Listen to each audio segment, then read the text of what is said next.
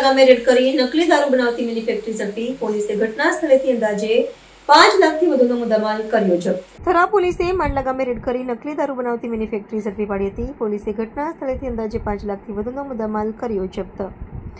કેમિકલથી દારૂ બનાવીને બ્રાન્ડના સ્ટીકર લગાવતી ફેક્ટરી ઝડપાઈ. ફેક્ટરીમાં બેરલમાં કેમિકલ મિક્સ કરી ઇલેક્ટ્રિક ગ્લેન્ડર મોનોબ્લોક મોટરથી દારૂ તૈયાર કરાતો હતો.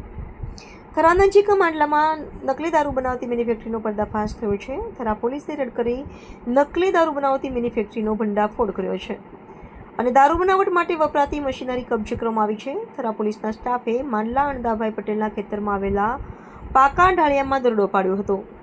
અહીં જયેશજી બાવાજી ઠાકોર દ્વારા મોટા પાયે નકલી ઇંગ્લિશ દારૂ બનાવવાનું કૌભાંડ ચાલતું હોવાનું બહાર આવ્યું છે.